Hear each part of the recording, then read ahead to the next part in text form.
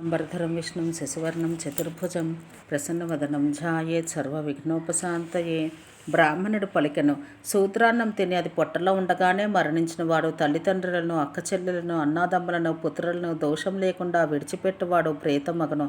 అర్హత లేనివారి చేత యజ్ఞములు చేయించువాడు, అర్హత ఉన్నవారి చేత యజ్ఞములు చేయించనివాడు, శూద్రులను సేవించువాడు, న్యాసముగా ఉంచిన దాన్ని అపహరించువాడు, మిత్రులకు ద్రోహం చేయవాడు, శూద్రులకు వంట చేయవాడు, నమ్మిన వానికి ద్రోహం చేయవాడు, మాయావి, గో బ్రాహ్మణులను వధించువాడు, దొంగ, త్రాగుబోతు, గురుతల్ప కాముడు, భూమిని కన్యను అపహరించువాడు, అందరికీ ఇచ్చిన దక్షిణ తానొక్కడే ఉంచుకున్నవాడు, నాస్తికుడు ప్రేతత్వం పొందును. బ్రాహ్మణుడు ఈ విధంగా మాట్లాడుతున్నప్పుడు దేవదందువులు మోగినవి. దేవతలు పుష్పవృష్టిని కురిపించిరి. అనేక ప్రేతములు, విమానములు అన్ని దిక్కుల నుండి వచ్చినవి. విప్రుని పుణ్య సంకీర్తన వలన, సంభాషణ వలన ఇది జరిగినది. ఓ భీష్మ, అందువల్ల శ్రేయస్సు కావాలన్నచో ప్రయత్నపూర్వకంగా సత్పురుషులతో సంభాషణ చేయము. 4 లక్షల సార్లు ఈ కథను పఠించువాడు ప్రేతత్వం పొందడు. భక్తి శ్రద్ధలతో ఈ కథను చదువువాడు, చెప్పువాడు ప్రేతత్వం పొందడు. భీష్ముడు పలికెను, పుష్కర తీర్థం ఆకాశంలో ఉన్నదని ఎందుకు చెప్పుదురు? ధర్మశీలురైన మునులకు అది ఎట్లు లభించును? అది ఫలములను ఎట్లు ఇచ్చును? ఇదంతయు తెలుసుకోవాలని ఉన్నది, దయచేసి చెప్పవలను. పులస్సుడు పలికెను, ఓ రాజా, దక్షిణ పదమున ఉన్న కోట్ల కొలది ఋషులు స్నానమాచరించుటకు పుష్కరమునకు వచ్చిరి. అప్పుడు పుష్కరుడు ఆకాశమునకు వెళ్ళిపోవడంతో వారు అక్కడే ఉండి ప్రాణాయామ పరాయణులై 12 సంవత్సరాలు కాలము బ్రహ్మను ధ్యానించిరి. అంతటా బ్రహ్మ ఋషులతోనూ ఇంద్రునితోనూ అక్కడికి వచ్చెను. ఋషులు అంతర్ధానముగా ఉండి దుష్కరమైన నియమములు ఇట్లు చెప్పిరి. ఓ విప్రులారా, పుష్కరమును మంత్రములతో పిలవండి. అపోహిష్టామయో భువః అను రుక్కులతో పిలిచినచో పుష్కరం మన వద్దకు వచ్చును. ఆఘమర్షణ మంత్రములు జపించడం వలన మనకు ఫలము సిద్ధించను. ఈ మాటలు విని బ్రాహ్మణులు అట్లే చేసి పుణ్యం పొందిరి. ధర్మశాస్త్రములచే అంతకుముందు నిందితులైన దక్షిణ ఉత్తర దేశం వారు, కొండలపై నివసించే బ్రాహ్మణులు, శ్రాద్ధమునందు పాల్గొనుటకు అర్హత లేని వారు కూడా పుణ్యవంతులైరి. ఆ కారణం వలన పుష్కరం ఇంతవరకు ఆకాశంలోనే ఉన్నది. ఓ రాజా, కార్తీక మాసంలో పుష్కరమందు స్నానం చేసినచో పవిత్రత లభించును. బ్రహ్మతో పాటు అందరికీ పుణ్యం లభించును. మంత్రహీనులైనను అక్కడికి వెళ్ళిన సమస్త వర్ణముల వారు పుణ్యవంతులగుదురు. వారు నిస్సందేహంగా ద్విజులతో సమానులే అగుదురు. కార్తీక పౌర్ణమి నాడు కృత్తికా నక్షత్రం వచ్చినచో అది మహాపుణ్య దినం. ఆనాడు చేసే స్నానదానముల గొప్ప ఫలం ఇచ్చును. కార్తీక పౌర్ణమి నాడు భరణి నక్షత్రం వస్తే అది ఆది మహాపుణ్యవంతులైన తిథి అని ఇతరులు చెప్పిరి. కార్తీక పౌర్ణమి నాడు రోహిణి నక్షత్రం వస్తే అది మహాకార్తీకం అనబడను. అది దేవతలకు కూడా దుర్లభం. ఈ 3 నక్షత్రంలో సోమవారం కానీ, గురువారం నాడు కానీ, లేక ఆదివారం కానీ వస్తే అది మహాపుణ్యనదమని బ్రహ్మదేవుడు స్వయంగా చెప్పెను. ఆనాడు పుష్కరంలో చేసే స్నానం అశ్వమేధ యాగ ఫలమునిచ్చును. ఆనాడు చేసే దానములు పితృతర్పణల అక్షయమగును. విశాఖ నక్షత్రంలో సూర్యుడున్నప్పుడు చంద్రుడు కృత్తికా నక్షత్రంలో ఉంటే అది పుష్కర యోగం అనబడను. పుష్కర తీర్థంలో అది అతి దుర్లభము.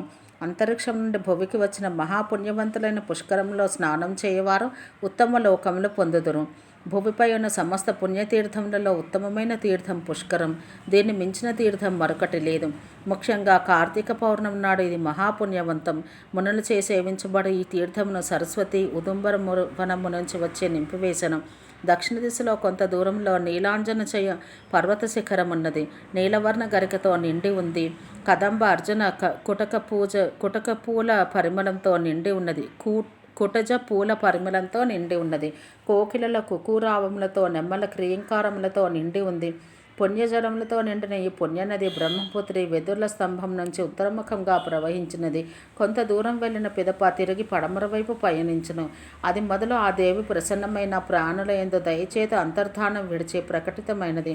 అందువల్ల బ్రహ్మ పుష్కరంలో ఆమెకు కనక, సుప్రభ, నంద, ప్రాచి, సరస్వతి అని 5 పేర్లు ఇచ్చెను.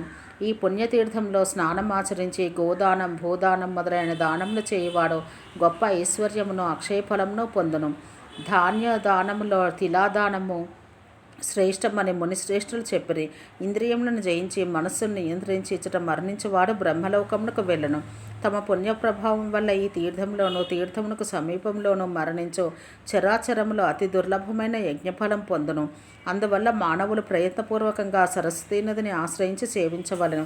సరస్వతీ నదిని పుణ్యజలమును నిత్యము తాగువారు భూలోకమందున్నను వారు దేవ సమానులు. శూద్రులు కూడా ఇక్కడ స్నానం చేస్తే యజ్ఞ దానాదుల వలన బ్రాహ్మణులు పొందు ఫలమును పొందుదురు. మహాపాపులు కూడా పుష్కరమును దర్శించినంత మాత్రమున దేవలోకమును పొందుదురు. ఇచ్చట ఉపవసించు వారు పౌండరీక యజ్ఞం చేసిన ఫలమును పొందుదురు. మాఘమాసంలో తమ శక్తి అనుసారం ఎవరు సద్బ్రాహ్మణునికి నువ్వులను దానమిచ్చెదరో వారు వైకుంఠమును పొందుదురు. ఇచ్చట స్నానం చేసి ఉపవసించి పంచగవ్యములను స్వీకరించును వాడు స్వర్గమునకు వెళ్ళను. ఇక్కడికి దగ్గరలో ఉన్న దొంగలు కూడా మరణానంతరం స్వర్గమును పొందుదురు. ఆకాశం నుంచి పుట్టిన నదీ శ్రేష్ఠురాలైన గంగాదేవి సరస్వతిని ఓదార్చిన ప్రదేశమే గంగోద్భేదము. దేవతలు సిద్ధులు ఆశ్రయించిన పుణ్య ప్రదేశం ఇది. సరస్వతిని దర్శించి ఓదార్చిన ప్రదేశం గంగోద్భవం. దేవతలు సిద్ధులు ఆశ్రయించిన పుణ్యప్రదేశం ఇది. అక్కడికి వెళ్ళి దోసలు నీరు తాగువాడు విద్యాధరులచే పూజితుడై ఉత్తమ గతిని పొందును. తూర్పు దిక్కుకు చూసి సరస్వతి గంగానదితో, ఓ గంగా సఖి, నన్ను ఒంటరిదాన్ని చేసి వెళ్ళిపోవచున్నావు, నేను బంధువులు లేనిదాన్నయ్యానని విలపించెను. అది చూసి గంగా తూర్పు దిక్కు నుంచి వచ్చి శోకపూర్తిరాలైన సరస్వతిని కౌగిలించుకొని కన్నీరు తుడిచి, భావురాలా ఏడవవద్దు, వేరెవ్వరు చేయజాలని గొప్ప కార్యం నీవు దేవతలకు చేసితివి, అందువలనే దేవతలు నేను దర్శించుటకు వచ్చితిని. ఓ పుణ్యవతి, మనసా వాచా కర్మనా వారిని పూజించు.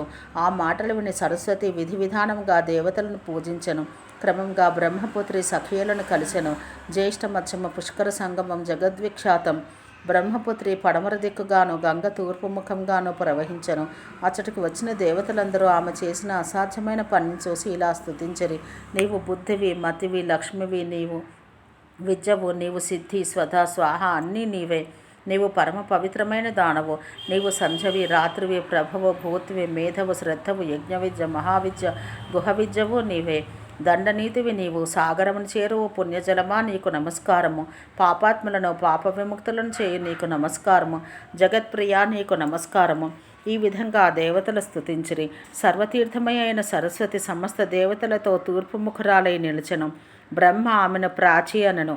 అక్కడ శుద్ధవటం అను బ్రహ్మతీర్థం ఉన్నది. మహాపాపాత్ములు కూడా ఈ తీర్థమును దర్శించి బ్రహ్మలోకమును పొందుదురు. అక్కడ బ్రహ్మవేత్తలకు ఏ కొంచెం దానం చేసినా 100 జన్మల పుణ్యమును పొందును. ఇక్కడ ఖండస్ఫుటితో సంస్కారం చేసుకున్న వారు బ్రహ్మలోకం చేరి సుఖింతురు. ఇక్కడ చేసే పూజ, జప, హోమముల వలన అనంతమైన ఫలమును పొంది బ్రహ్మభక్తిని పొందును. అక్కడ చేసే దీపదానం వలన జ్ఞాననేత్రం పొందును. అతీంద్రియ జ్ఞానం కలవాడగను. ఎక్కువగా మాట్లాడటే ఎందుకు? ఈ సంగమంలో చేసే దానం, స్నానం, జపం, హోమం బ్రతికి ఉన్నవానికి కానీ మరణించిన వానికి కానీ అనంతమైన ఫలమునిచ్చును. మార్కండేయ మహర్షి సూచనపై శ్రీరాముడు దశరథునికి శ్రాద్ధపిండములను ఇచ్చటనే అర్పించెను. ఇక్కడ నలుచదరంగా పిండబావి ఉన్నది. అచట పిండములను అర్పించువారు హంసలు పూంచిన వాహనంలో స్వర్గమునకు వెళ్ళను. యజ్ఞవేత్తలతో శ్రేష్ఠుడైన బ్రహ్మదేవుడు ఆ బావి వద్ద పితృమేధం ఆచరించెను. ఆ యజ్ఞంలో గొప్ప దక్షిణలిచ్చెను. వసువులు, రుద్రులు, ఆదిత్యులలో మీరు సదా ఇక్కడే ఉండి మానవులు సమర్పించే పిండాదులను స్వీకరించవలను. ఇక్కడ చేసే పితృకార్యం అనంతమగును. తర్పణల వలన పితరులు సంతోషింతురు. పిండముల వలన స్వర్గమును పొందుదురు. అందువల్ల అన్ని వదిలి ప్రాచీనంలో పిండమును అర్పించవలను. పుత్రుడు పిండ ప్రదానంతో పితరులను తృప్తిపరచవలను. ఇచ్చట ప్రాచీనేశ్వరుని ముందు ఆదితీర్థం ఉన్నది. ఈ తీర్థ దర్శన మాత్రమున ముక్తిని పొందును. స్పృశించినచో జన్మబంధ విముక్తుడగును. అందులో స్నానమాచరించినచో బ్రహ్మవేత్త అగును. ఈ నది తీర్థంలో స్నానమాచరించి చేసిన దానం చిన్నదైనను స్వర్గ సౌఖ్యమును కలిగించును. ప్రాచి సరస్వతి జలములను తాగువాడు దేవత అని మార్కండేయుడు పలికెను. ఇచ్చట స్నానమాచరించుటకు నియమాలేవీ లేవు. తినక ముందు కానీ, తిన్న తర్వాత కానీ, పగలు కానీ, రాత్రి కానీ ఎప్పుడైనా స్నానం చేయవచ్చును. ప్రాచీన తీర్థం ఉత్తమమైనది. విష్ణు భక్తులు తమ శక్తి అనుసారం జనార్దనుని పూజించినచో వారు స్వర్గమును పొందుదురు.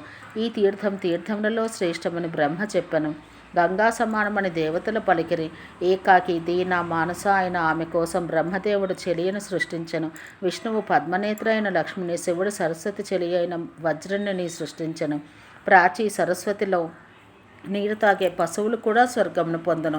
ప్రాచి సరస్వతి చింతామణి వలె సమస్త కోరికలను నెరవేర్చును. దక్షిణ దిక్కు ప్రవహించి పడమర దిక్కుకు తిరిగి ఆమె గంగతో, నీవు వచ్చిన దారిని తూర్పు దిక్కునకు వెళ్ళు, నన్ను మరవవద్దు అని పలికెను.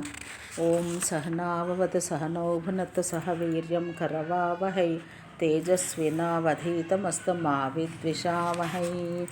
ఓం శాంతి శాంతి శాంతి.